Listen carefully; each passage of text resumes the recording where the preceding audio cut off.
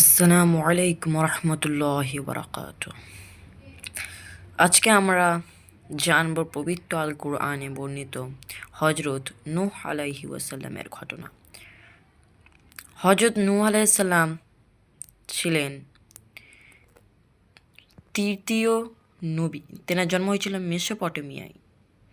হজরত নূহ আলাইহিস সালাম তার কওমকে অনেক ধৈর্য সহকারে দ্বীনের দাওয়াত দিতেন, কিন্তু তেনার কওম তা শুনতেন না।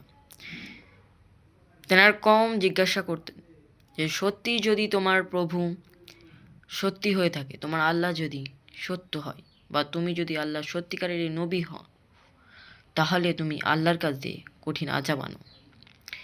হযরত নূহ আলাইহিস সালাম যখন তার কওমকে বোঝাতো, তখন তার কওম কানে আঙুল দিয়ে চলে যেত। তাই খুব অল্প সংখ্যক মানুষজনই, যারা দরিদ্র পরিবারের ছিল, তারাই শুধু হযরত নূহ আলাইহিস সালামের কথা মেনে নিয়েছিলেন। হযরত নূহ আলাইহিস সালাম অনেক ধৈর্য ধরে মানুষদের বোঝাতে লাগলেন এবং বললেন, মূর্তি পূজা একটি গুনাহের কাজ। কিন্তু কেউ নূহ আলাইহিস সালামের কথা শুনলেন না। সবাই নূহ আলাইহিস সালামকে বলতেন যে পাগল। তাই আল্লাহ নূহ আলাইহিস সালামকে একটি জাহাজ বানাতে বললেন। নূহ আলাইহিস সালাম জাহাজ বানানো শুরু করলেন এবং জাহাজ যে অনেক পশু পাখি জোড়ায় জোড়ায় আল্লাহ তাআলা তুলে নিতে বললেন।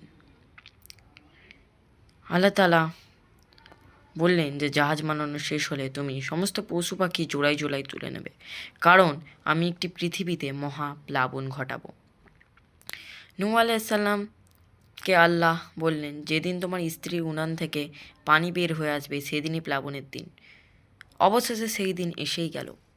নূহ আলাইহিস সালাম তাড়াতাড়ি জাহাজের দরজা খুললেন এবং সমস্ত পশু পাখিকে তিনি তেনার জাহাজে তুললেন, এবং তেনার জাহাজে তিনি তোলার পর তারপরে নূহ আলাইহি ওয়াসাল্লাম বাইরে দিয়ে দরজা বন্ধ করে দিলেন, যেটি পবিত্র আল কোরআনে বর্ণিত আছে।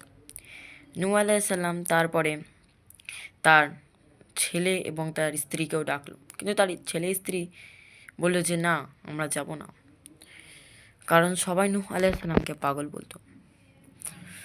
তারপরে অবশেষে নূহ আলাইহিস সালাম সমস্ত পশু পাখিকে তুলে নিলেন এবং তারপরই অর্থাৎ তেনার স্ত্রীর উনান থেকে পানি বের হয়ে আসলো। তারপরে শুরু হলো প্রচণ্ড বন্যা। সমস্ত কাফেররা ভেসে গেল, কিন্তু তারা ভেবেছিল তারা বেঁচে যাবে, কিন্তু তারা কেউ বাঁচতে পারেনি, কারণ তারা আল্লাহর অমান্য বা অবাধ্য ছিল। নূহ আলাইহিস সালামের জাহাজ ভেসে চলল এবং নূহ আলাইহিস সালামের জাহাজ অনেক উঁচুতে উড়ে গেছিল। পর্বতের কিনারা বোঝা যাচ্ছিল না, পর্বত সব ডুবে গিয়েছিল, পর্বতের একটি মাথাও দেখা যাচ্ছিল না।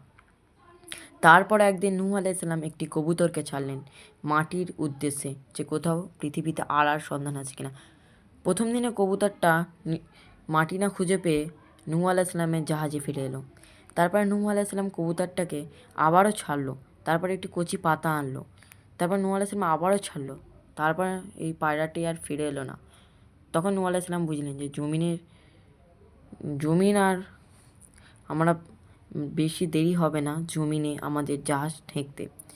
অবশেষে নূহ আলাইহিস সালামের জাহাজ ঠেকল জুদি পর্বতে, যেটি ঐতিহাসিকরা মনে করেন তুরস্কের পর্বত অরারতে। তারপর নূহ আলাইহিস সালাম নামলেন এবং যেন একটি নতুন জন্ম হলো সবার, অর্থাৎ যেন সবাই একটি শান্তিপূর্ণ জীবন পেলেন। নূহ আলাইহিস সালাম সবাইকে বলল যে তোমরা কখনো আল্লাহর অবাধ্য হবে না, সব সময় আল্লাহকে মেনে চলবে, দেখবে আল্লাহ তোমাদের কখনো এরকম আযাব দেবে না। আল্লাহ তোমাদের সহযোগিতা করবার জন্য পৃথিবীতে অনেক নবী রাসূল পাঠাবেন। আর এইভাবেই এত সুন্দর একটি গল্প সম্পূর্ণ সমাপ্ত হয়। আশা করি কেমন লেগেছে ভিডিওটা আপনারা বলবেন, ভালো লাগলে লাইক শেয়ার করবেন এবং আমাদের চ্যানেলটিকে সাবস্ক্রাইব করবেন। তো আল্লাহ হাফিজ, ভালো থাকবেন, সুস্থ থাকবেন এবং আপনাদের পরিবার যেন সুস্থ থাকে। আমিন।